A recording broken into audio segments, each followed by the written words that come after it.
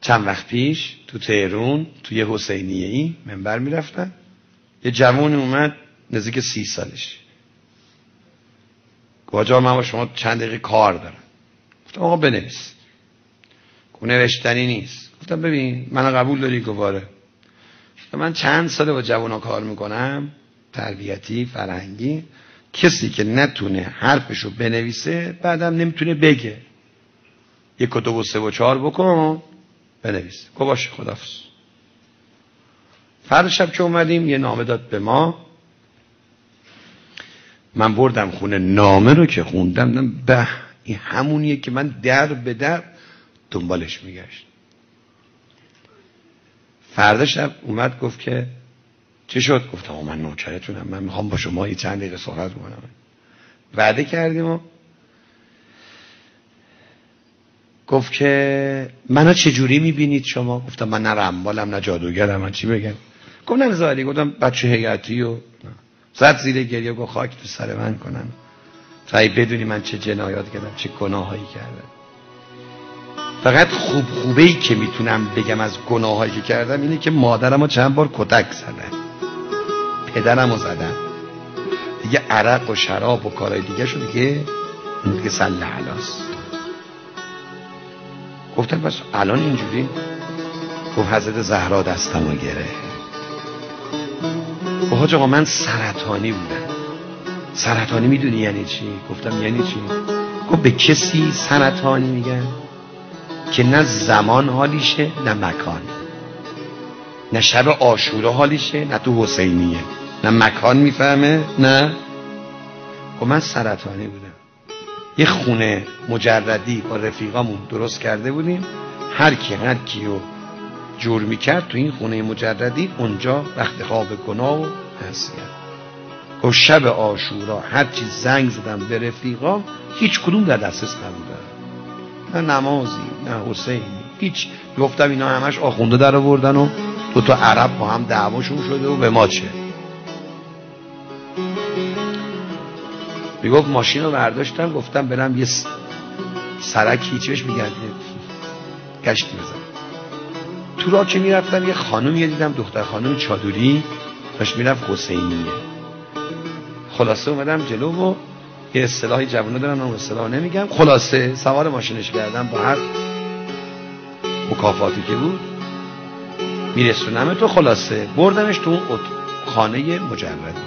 اینم مثل بیت می‌لرزید و گریه میکرد و بابا مگه تو غیرت نداری؟ آخه شب عاشوراست، بیا به خاطر امام حسین. یا گفتم بارم حسین که اینا رو آخونده در آوردن، عربا با هم دعواشون شده به ما ربطی نداره. گفت تو گریه یه وقت گفت که خجالت بکش، من اولاد زهرا، به خاطر مادرم فاطمه حیا کن، من این کاره نیستم، من داشتم رفتم حسینیه. گفتم من فاطمه زهرا هم نمیشناسم، من فقط یه چیز میشناسم، جوانی کردن، جوانی گناه، جوانی شهوت، اینا هم هیچ عالیم نی. گفت این خانمه گفت که تو اگه لات هم هستی غیرت لاتی داری یا نه؟ گفت چطور؟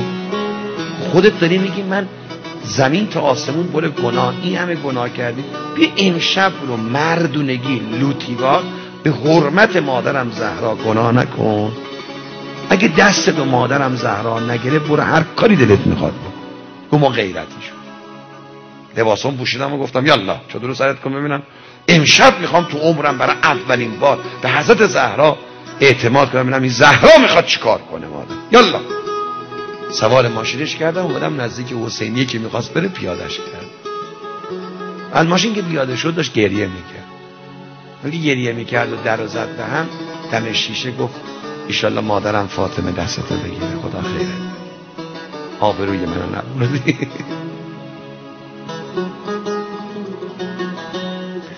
خدا خیره. میگه اومدم تو خونه و حالا ضد حال خوردیم و تو صحبت ها که داشتم میوردمش دادم حسینیه هی گریه میکرد، با خودش حرف میزد، منم میشنیدم چی میگه، اما داشت به من میگفت این گناه که میکنی سیدی به صورت مهدی میزنی، آخه چرا اینقدر حضرت مهدی کتک میزنی؟ مگه نمیدونی ما شیعه ایم، امام زمان دلش میگیره؟ اینا رو میگفت. من هم صفر رانندگی میگم. پیادش که شد رفت، آمدم خونه دیدم مادرم، پدرم، خواهرام، داداشام اینا هم رفتن حسینیه. تو اینا فقط لات من بودم. گفت تلویزیونی که روشن کردم دیدم به صورت آنلاین کربلا رو نشون میده.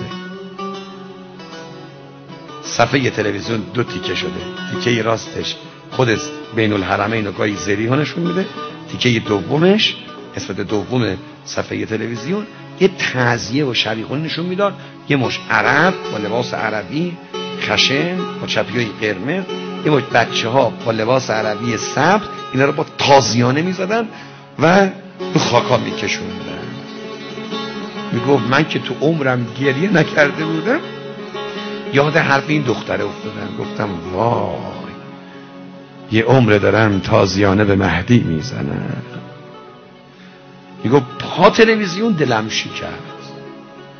گفتم زهرا جان دست منو بگیر. زهرا جان یه عمر دارم گناه میکنم، دست منو بگیر. من میتونستم گناه کنم اما به تو اعتماد کردم. کسی هم تو خونه نبود دیگه، هرچی دوست داشتم گریه کردم. گریه های چند ساله که بغض شده بود گریه میکردم، داد میزدم، عربده میکشتم، خجالت نمیکشتم، هیچ کسی نبود. میگفت نزدیکای سحر بود، پدر و مادرم از حسینیه آمدن. تا مادرم در وا کرد وارد شد تو خونه، تا نگاه من کرد، اسمش رضاست، یه نگاه من کرد گفت رضا جان کجا بودی؟ گفتم چطور؟ گفت بوی حسین میدی؟ رضا جان بو فاطمه میدی؟ کجا بودی؟ افتادم رو دست پدر مادرم گریه. تو رو به حق این شب عاشورا منو ببخش، من کتک زدم، اشتباه کردم. بابام گریه کن، مادرم گریه کن، داداشا، خواهرا همه خوشحال. داداش ما، پسر ما، پسرم حسینی شده. صبح عاشورا زنجیره رو برداشتم و پیرم مشکی رو پوشیدم و رفتم تو حسینی. تو حسینی که رفتم میشناختن، میدونستن من هیچ وقت اینجا نمیمدم. همه خوشحال. رئیس هیئت آدم عاقلیه، گفت آمد و خیلی خلاصه پیشونی ما رو بوسید و بغلمون کرد. رضا جان خوش آمدی، منت سر ما گذاشت. گفت من این زنجیر میزدم، یاد او سیلیایی که به مهدی زده بودم گریه میکرد. هی زنجیر میزدم به یاد کتکایی که با گناهانم به مهدی زدم گریه میکرد. جلسه که تموم شد، نهار و اینا رو خوردیم، رئیس هیئت منو صدا زد. من یه خواهشی دارم به کسایی که دستشون به دهنشون میرسه میتونن سالی چند نفر رو کربلا ببرن، تو رو به خدا یکی از کسایی که کربلا میبرید از این طایفه باشه. او جوونی که اهل این حرفا نیست اما یه روز عاشورا میاد، همون روز دستشو بگیر بگو خوش آمدی، میای بریم کربلا. این جوونا اگر 6 گوشه حسین رو ببینن گریه میکنن، متحول میشن. کربلا آدم میکنه.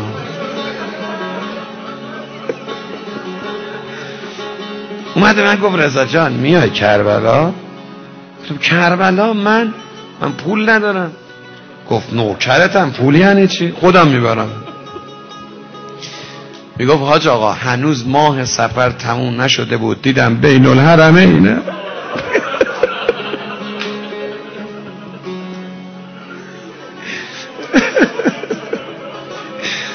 رئیس هیئت اومد گفت که آقا رضا بریم تو حرم. گفتم برید، من یه چند دقیقه کار دارم.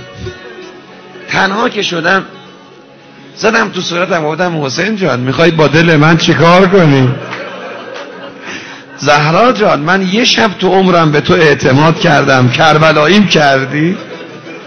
بیبی جان آدمم کردی؟ اومدم شبکه رو گرفتم سری امام حسین و گریه کردم، داد میزدم حسین جان، حسین جان دستمو بگیر، حسین جان پسر فاطمه دستمو بگیر، نگذار برگردم دوباره. میگفت رئیس هیئت کاروان داره مکه مدینه برای اینها. میگه آقا به جان زهرا سال تموم نشده، گفت میادم خدمه بریم مدینه. گفتم مامان، گفت با همه کاراش با من یکی از خدمه ها مریض شده. خلاصه آقا چند روزه ویزا ما رو گرفت. یه وقتی ای بابا سال تموم نشده تو قبرستان بقیع پای برهنه دنبال قبر گم شده که زهرا دارم. میگه گریه کردم زهرا جان، بیبی جان، با دل من میخوای چیکار کنی؟ من یه شب به تو اعتماد کردم، هم کربلاییم کردی هم مدینه‌ای. میگفت خلاصه کار برام پیش اومد و کار و دیگه رفیقای اونچنان گذاشتم کنار و آبرو پیدا کردم. یه مدتی 2 سالی گذشت. میگه حاج آقا همه یه طرف، یه قصه که میخوام بگم یه طرف. مادر ما گفت رضا جان حالا که کار داری، زندگی داری، حاجی هم شدی، مکه هم رفتی، کربلایی هم شدی، نوکر امام حسین هم شدی، آبرو پیدا کردی، اجازه میدی بریم برای خواستگاری؟ گفتم برید مادر یه دختر نجیب زندگی کنو پیدا کن. رفتن گفتن یه دختری پیدا کردیم خیلی دختر مؤمنه و خوبی و ایناست. خلاصه رفتیم خواستگاری. پدر دختر تحقیقاشو کرده بود چقدر خوب دختر دارا اینجوری دخترشو بدن مالک. میگفت منو برد توی اتاق در بست و گفت ببین رضا جان من میدونم کی هستی، اما 2-3 سال نوکر ابی عبدالله شدی، میدونم چه کارا و چه جنایات همه اینا، ولی من یه خواهش دارم، چون با حسین آشتی کردی دخترم بهت میدم، نوکرتم هستم، فقط جان ابی عبدالله از حسین جدا نشو، همینطوری بمون، من کاری با گذشتهات ندارم، من حالاتو میخرم، من حالا نوکرت. میگم منم بغلش کردم پدر عروس خانم و گفتم دعا کنیم ما نوکر بمونیم و که طرف من هیچ مانعی نداره دیگه، عروس خانم باید بپسنده و خودتون میدون. خب گفتن عروس خانم چای بیارن و اینها. ما هم نشسته بودیم، پدرمون، خواهرمون، مادرمون، اینا همه، مادرش، خالش، عمش، مهمونی چی بود؟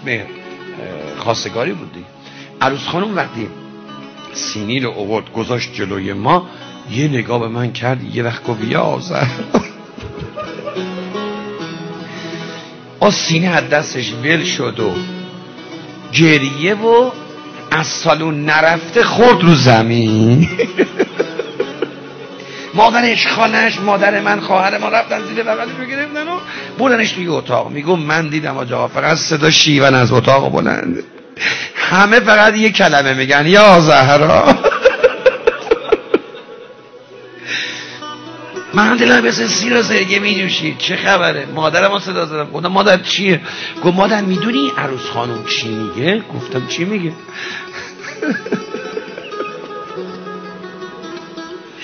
گفت مادر میگه که دیشب خواب دیدم حضرت زهرا اومده به خواب من، عکس این پسر شما رو نشونم داده، گفته این تازگی ها با حسین من رفیق شد. به قادر من ردش نکن.